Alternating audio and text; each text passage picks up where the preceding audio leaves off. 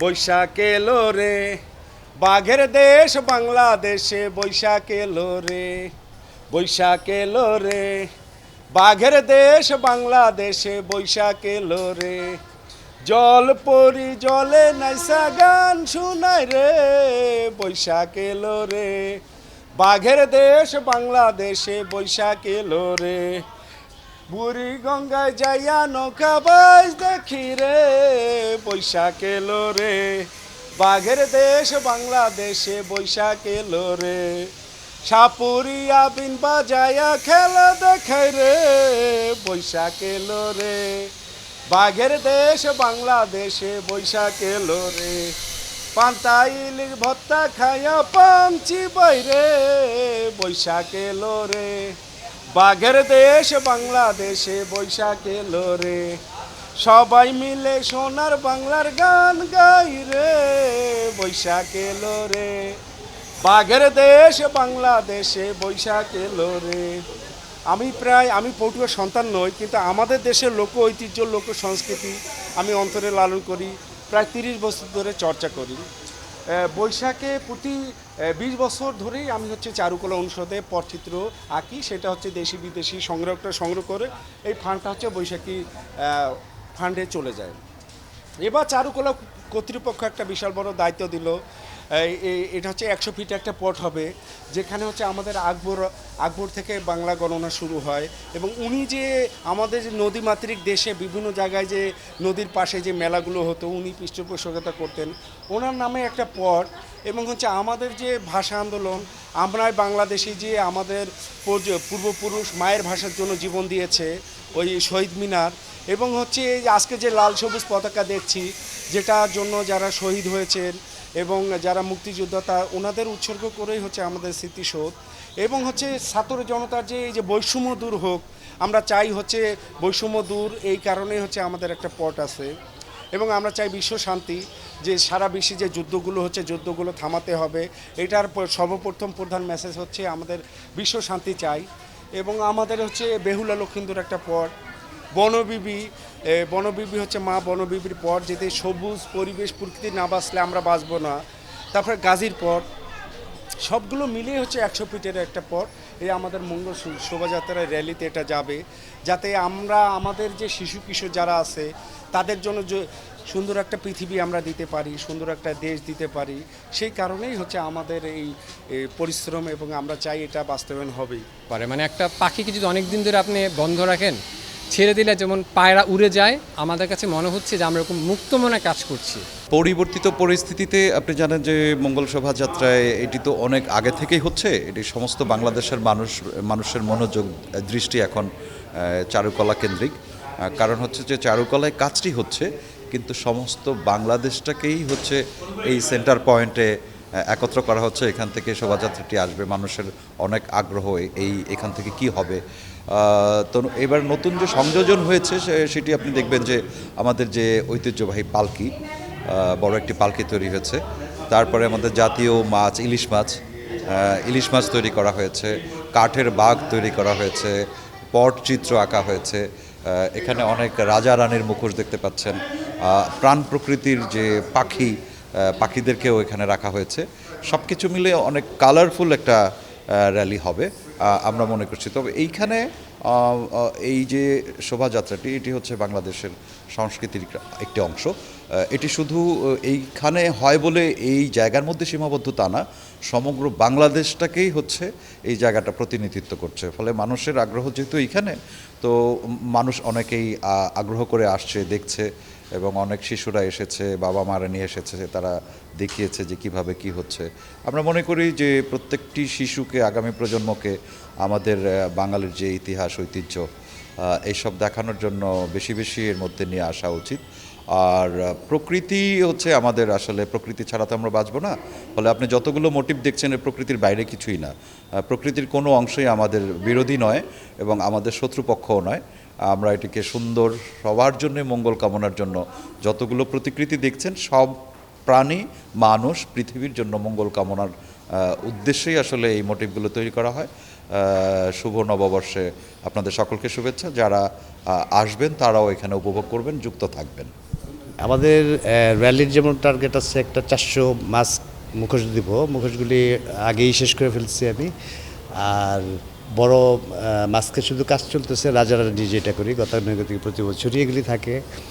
আর বড় কিছু বাস পাখি টাকি আছে, এগুলিও কাজ প্রায় শেষের পর্যায়ে। আর এখন আমি ঘোড়ার কাজ করতেছি। এবার ঘোড়াটা আমরা অনেক দিন আগে একবার করছিলাম 1400 সালে, এখন আবার এই ঘোড়া করতেছি 10টা, এটাও শেষ হয়ে যাবে। আর অলমোস্ট এবার একদিন আগেই আমাদের শেষ হওয়ার কথা ছিল, আজকে রাত জাগতে হবে না হয়তো বা, প্রতি বছর তো সারা রাত করে সকালে র্যালিতে যাই, এবার রাতের আগেই শেষ হয়ে যাবে আমাদের। আর সর্বোপরি আমাদের আইটেমও অনেক হয়েছে, লোকজ ফর্মগুলি নিয়ে তো আমরা কাজ করি, ওগুলি নিয়েই হয়েছে। সাথে এবার একটা পটচিত্র যোগ হয়েছে আমাদের, ওইটাও মজা লাগবে। একজন ব্রিফ করতে থাকবে সারাক্ষণ গল্প আকারে রোলিং করে। আর আজকে তো চৈত সংক্রান্তি, স্টেজে আজকে প্রোগ্রাম হবে, ওইটা সাজসজ্জা গতকালকেই শেষ হয়ে গেছে। আর বৈশাখের পরের দিন 15 তারিখে আবার আমাদের যাত্রাপালা আছে, ওইটা খুব কালারফুল হয়, মজার হয়, সবাই এনজয় করে। আর যেহেতু প্রতি বছরই মানুষ তো অপেক্ষা করে বৈশাখ কবে আসবে, আমরাও অপেক্ষা করি। আমাদের এইবার কালারফুল হচ্ছে, যেমন 28টা নৃগোষ্ঠী আমাদের র্যালিতে এবার জয়েন করতেছে, ওইটাতেও অনেক কালারফুল হবে। আমাদের কৃষক টিষক সবাই থাকবে ড্রেস আপ এরকম। আর খুব ভালো একটা প্রোগ্রাম হবে, কালারফুল। আর স্টেটের ফোর্থ পিলার যুদ্ধ জার্নালিজমকে বলা হয়, এবং সবচেয়ে বেশি প্রেশারের মধ্যে দিয়ে কিন্তু আমাদের গণমাধ্যমই গিয়েছে। এবং সাউন্ডস লাইক পলিটিক্যাল, আমি যদি বলি যে 16 ইয়ার্সের আগেই কিন্তু, আগে যেটা রেজিম ছিল বিফোর 111, তখনই কিন্তু গণমাধ্যমকে গলা চেপে হত্যা করার জন্য আইসিটি অ্যাক্টের 57 চালু হয়, যেটার পরবর্তীতে ফলো আপ আমাদের প্রিভিয়াস যে গভর্নমেন্ট তারা জাস্ট ফলো আপ করেছে। এর ফলে কিন্তু আমাদের আর্ট অ্যান্ড কালচারে অনেক বড় একটা প্রভাব পড়েছিল। আর আমাদের আর্ট অ্যান্ড কালচার আমরা যাদেরকে দেখে বড় হয়েছি বা যাদের কাছে আমরা শিখেছি, জেনেছি, যাদেরকে আমরা মনে করতাম আমাদের আইকন বা আইডল, তারা যে আসলে ভিতরে মনস্টার ছিল অ্যাক্টিভিস্টের নামে, এটা কিন্তু আমরা অনেক পরে বুঝতে পেরেছি। তো তাদের কারণে কিন্তু 16 বছর আমার বাংলাদেশে made in Bangladesh garments sector, যেমন আমরা একটা কথা বলি, কাপড় দেখে আমরা খুব গর্ব বলি যে মেড ইন বাংলাদেশ। আপনারা যদি দেখেন আর্ট অ্যান্ড কালচারের ক্ষেত্রে মেড ইন বাংলাদেশ কিন্তু হয়নি। আপনি চিত্রকলার ক্ষেত্রে যদি দেখেন, আমি কোনো দেশের নাম উল্লেখ করব না, আপনি 16 বছর যত আর্ট এক্সিবিশন বাংলাদেশে হয়েছে, আপনি সেই ছবিগুলো মিলে দেখবেন একটি রাষ্ট্রের বিভিন্ন প্রভিন্সের চিত্রগুলির সাথে সেটা কপি, এবং গুগল লেন্স দিয়ে আপনি সার্ভিলেন্সে ফেলেন সেটা প্রমাণ পেয়ে যাবেন। এটা ধাপ সব জায়গায় পড়েছিল। এবং আমি যে বাংলাদেশের মানুষ, আমার বৈশাখ এই যে আয়োজন, এটাকে মনে হতো কি, এখন এটা কোন প্রতিষ্ঠান কীভাবে আমি জানি না, বৈশাখ মানেই মনে হতো ছায়ানট, বৈশাখ মানেই মনে হতো চারুকলার আর্ট ডিপার্টমেন্ট। কিন্তু বৈশাখ তো আমাদের সবার। আপনার আমার পলিটিক্যাল মতভেদ থাকবে, কিন্তু আনন্দের ক্ষেত্রে তো মতভেদ থাকবে না। আনন্দের সাথে আপনি ধর্মকেও টানতে পারবেন না, কিন্তু এটা করা হতো। কিন্তু এইবারই নতুন বাংলাদেশে যেটা আমি দেখছি, সবাই মিলে কাজ করছে, এখানে কোনো পলিটিক্যাল মতভেদ কাজ করছে না। কিছু হয়তো আছে, কিন্তু দৃশ্যমান না। যতক্ষণ পর্যন্ত দৃশ্যমান না হবে আমি তো বলতে পারি না। আমরা একটা শান্তিতে কাজ করছি বলা যেতে পারে। একটা পাখিকে যদি অনেক দিন ধরে আপনি বন্ধ রাখেন, ছেড়ে দিলে যেমন পায়রা উড়ে যায়, আমাদের কাছে মনে হচ্ছে যে আমরা এরকম মুক্ত মনে কাজ করছি। এবং বিগত 24 ঘন্টা বা 48 ঘন্টার মধ্যে যে ঘটনাটা ঘটলো চারুকলাতে, আপনারা দেখলেন, শান্তির প্রতীক তো পায়রাও কিন্তু কিছু অংশ পুড়ে গিয়েছিল। সো ইটস এ মেসেজ যে লাস্ট 16 ইয়ার যারা এই বৈশাখের আয়োজনটাকে দিয়ে একটা কালচারাল হিজুমনি ক্রিয়েট করতে চেয়েছিল বা একটা ন্যারেটিভ তৈরি করতে চেয়েছিল, সেই শক্তিটা যে এখনও আছে। এবং আমাদের 24শে আগস্টের 24 আন্দোলনের পরে 5ই আগস্টের পরে যে আমাদের এটা ভেবে নেওয়ার কোনো কারণ নাই যে আমরা হানিমুন পিরিয়ডে আছি বা ফেস্টিভ মুডে আছি। আমাদের জন্য একটা ওয়েক আপ কল ছিল, এটা আমাদের আসলে মেসেজ অলরেডি কিন্তু দিয়ে গেল। তারপর আমার কাছে মনে হচ্ছে যে আমরা সবাই খুব ভালো মতো কাজ করছি, এবারকার আয়োজন খুব ভালো মতো হবে, আশাবাদী। এটা আমাদের বাংলাদেশের নববর্ষের উদযাপন। ঢাকা বিশ্ববিদ্যালয়ের চারুকলা অনুষদ থেকে প্রতি বছরই এটা হয়ে আসছে। এবং বাংলাদেশে যখন প্রথম শোভাযাত্রা হয়, তখন সেই শোভাযাত্রার নাম ছিল আনন্দ শোভাযাত্রা। এবারও সেই পুনরাবৃত্তি, সেই সূচনার যে নাম ছিল সেই নামেই বর্ষবরণ আনন্দ শোভাযাত্রা হিসেবে 1432 উদযাপন হবে। সেই উদযাপন উপলক্ষে এই আমাদের চারুকলা অঙ্গনে প্রতি বছরের ন্যায় এবারও কাজ হচ্ছে। জাতীয় ইলিশ মাছ, তারপরে রয়্যাল বেঙ্গল টাইগার আমাদের জাতীয় প্রাণী, এরপরে শান্তির পায়রা, তারপরে আরও আছে জুলাই অভ্যুত্থানের প্রতীক হিসাবে 36 জুলাইয়ের একটি লেখা তরমুজের এক ফালি।